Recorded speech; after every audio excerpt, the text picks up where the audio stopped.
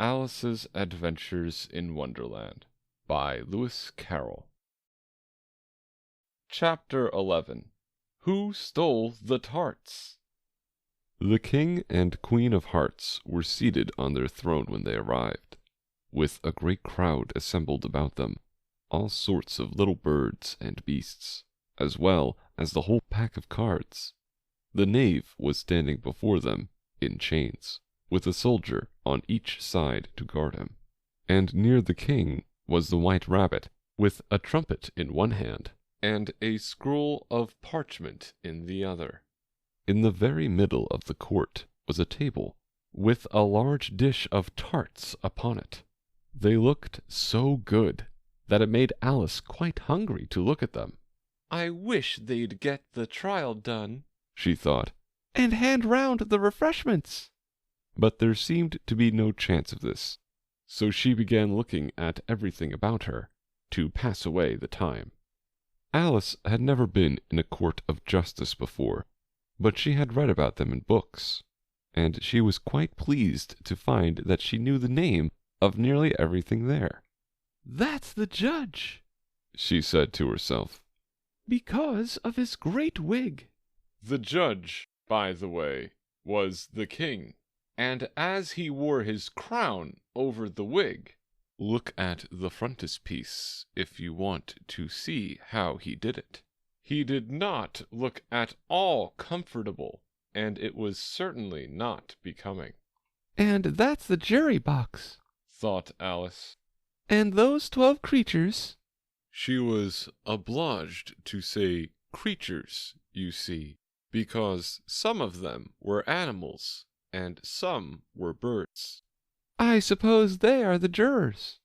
She said this last word 2 or 3 times over to herself, being rather proud of it, for she thought, and rightly too, that very few little girls of her age knew the meaning of it at all. However, jurymen would have done just as well. The 12 jurors were all writing very busily on slates. "What are they doing?" Alice whispered to the Griffin. "They can't have anything to put down yet, before the trial's begun." "They're putting down their names," the Griffin whispered in reply, "for fear they should forget them before the end of the trial." "Stupid things!" Alice began in a loud, indignant voice. But she stopped hastily, for the white rabbit cried out, "Silence in the court!" And the king put on his spectacles and looked anxiously round to make out who was talking. Alice could see, as well as if she were looking over their shoulders, that all the jurors were writing down "stupid things" on their slates, and she could even make out that one of them didn't know how to spell stupid, and that he had to ask his neighbor to tell him. "A nice muddle their slates'll be in before the trial's over," thought Alice. One of the jurors had a pencil that squeaked. This, of course, Alice could not stand, and she went round the court and got behind him, and very soon found an opportunity of taking it away. She did it so quickly that the poor little juror, it was Bill, the lizard, could not make out at all what had become of it. So, after hunting all about for it, he was obliged to write with one finger for the rest of the day, and this was of very little use, as it left no mark on the slate. "Herald, read the accusation," said the king. On this, the white rabbit blew 3 blasts on the trumpet, and then unrolled the parchment scroll, and read as follows. "The Queen of Hearts, she made some tarts, all on a summer day. The Knave of Hearts, he stole the tarts, and took them quite away." "Consider your verdict," the king said to the jury. "Not yet, not yet," the rabbit hastily interrupted. "There's a great deal to come before that." "Call the first witness," said the king.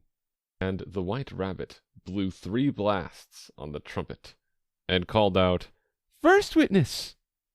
The first witness was the Hatter.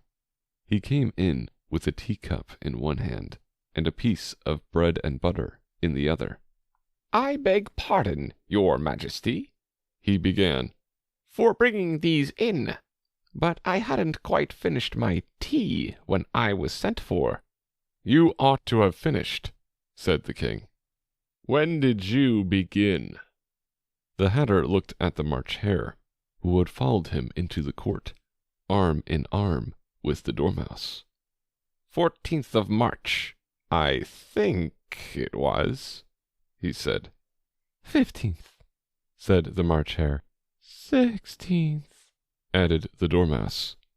"Write that down," the king said to the jury, and the jury eagerly wrote down all 3 dates on their slates, and then added them up, and reduced the answer to shillings and pence. "Take off your hat," the king said to the Hatter. "It isn't mine," said the Hatter. "Stolen!" the king exclaimed, turning to the jury, who instantly made a memorandum of the fact. "I keep them to sell," the Hatter added as an explanation. "I've none of my own. I'm a hatter." Here the queen put on her spectacles and began staring at the Hatter, who turned pale and fidgeted. "Give your evidence," said the king, "and don't be nervous, or I'll have you executed on the spot." This did not seem to encourage the witness at all.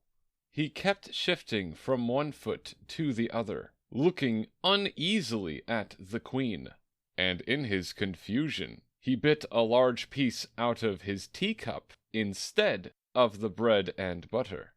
Just at this moment Alice felt a very curious sensation, which puzzled her a good deal until she made out what it was. She was beginning to grow larger again, and she thought at first she would get up and leave the court, but on second thoughts she decided to remain where she was, as long as there was room for her.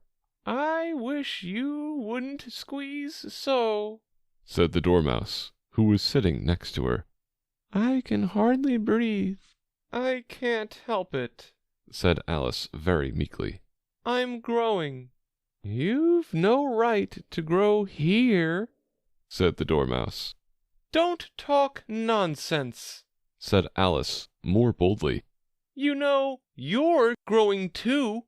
"Yes, but I grow at a reasonable pace," said the Dormouse. "Not in that ridiculous fashion." And he got up very sulkily and crossed over to the other side of the court.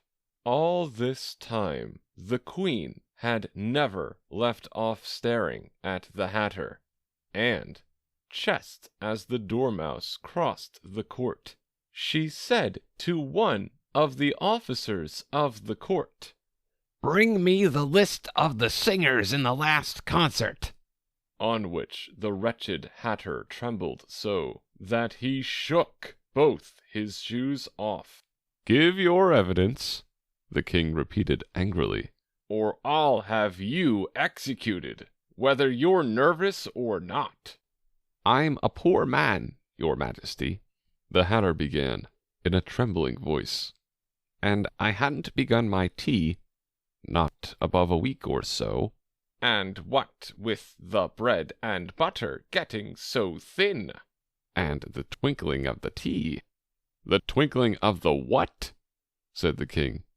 "It began with the tea," the Hatter replied.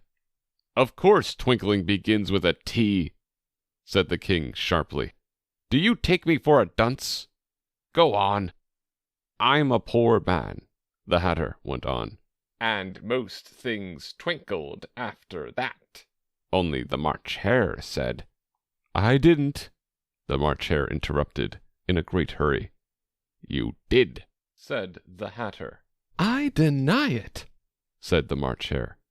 He denies it, said the king. Leave out that part. Well, at any rate, the Dormouse said. The Hatter went on, looking anxiously round to see if he would deny it too.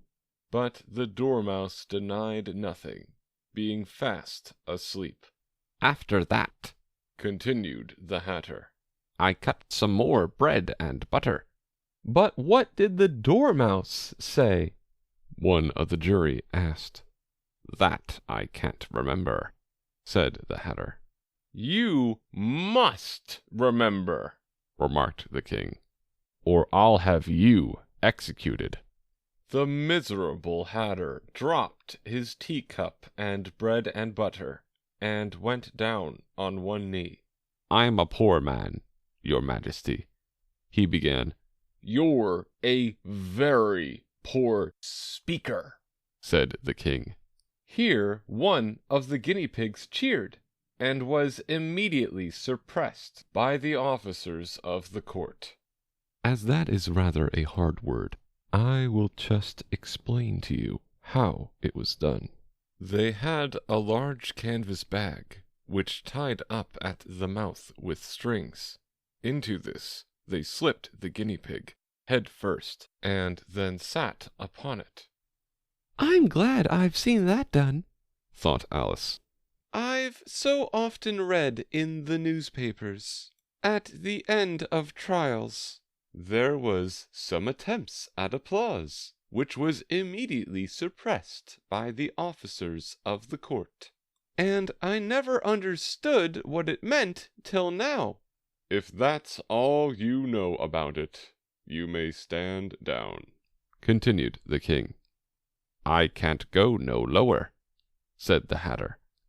I'm on the floor, as it is.